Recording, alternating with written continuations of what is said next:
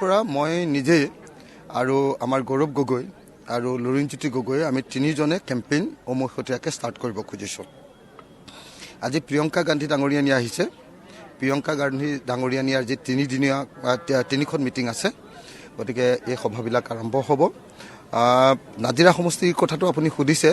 মই ভাবোঁ যে নাজিৰাত যোৱাবাৰ দেৱব্ৰত শইকীয়া দাদাই কংগ্ৰেছৰ প্ৰাৰ্থী, তেখেতে কম ভোটত জয়ী হৈছিলে। এইবাৰ কিন্তু বেছি ভোটত জয়ী হ'ব। তাৰ কাৰণটো হ'ল যে মানুহৰ মাজত উজনি অসমত সাংঘাতিক ধৰণে ব্যাপক ৰূপত এটা জনজাগৰণৰ সৃষ্টি হৈছে এইবাৰ বিজেপিক খটাবৰ কাৰণে। সম্পত্তিৰ মালিক হিমন্ত বিশ্ব শৰ্মা। তৰুণ গগৈ পৰিয়ালৰ কিমান সম্পত্তি এতিয়া আছে মই নাজানো, এইকেইদিন চাই থকা নাই আমি।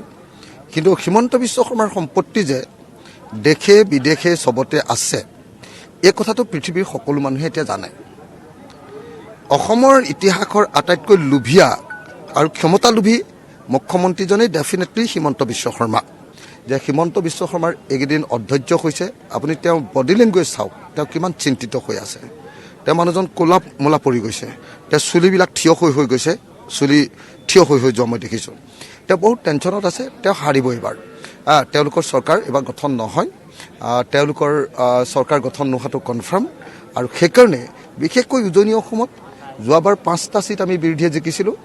এইবাৰ হয়তো 5টাৰ পৰা 13টা ছিট বিজেপিয়ে পাব, 33টা ছিট আমি পাম। মানে প্ৰথম কথা যে কুশলদৈৰী এজন চিৰিয়েল কিলাৰ। মোৰ হাততে 61টা হত্যাকাণ্ডৰ তেওঁ কৰা হত্যাকাণ্ডৰ তালিকা আছে।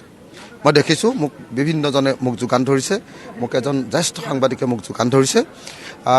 গতিকে সেইটো 61জন চিৰিয়েল কিলাৰ, 61জন মানুহক হত্যা কৰা। হত্যাও কেনেকৈ কৰিছে? কাৰোবাক ডিঙি কাটি, কাৰোবাক 3 পিচ কৰিছে, কাৰোবাক চকু উভালি দিছে, কাৰোবাৰ কাণ কাটি দিছে, কাৰোবাৰ নাক কাটি দিছে, কাৰোবাৰ জিভা কাটি দিছে।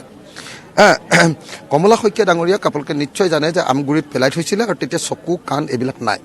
বিজেপিৰ কেন্দ্ৰীয় কমিটিয়ে অনুমোদন নিদিয়াকৈ অসমৰ হিমন্ত বিশ্ব শৰ্মাই মোক কেৱল ডিষ্টাৰ্ব কৰাবৰ কাৰণে হত্যাকাৰী এজনক দি আমাৰ মানুহবিলাকক ভয় খুৱাব, আৰু তেতিয়া মই মানে বেলেগ ঠাইত কেম্পেইন কৰিবলৈ যাব নোৱাৰিম।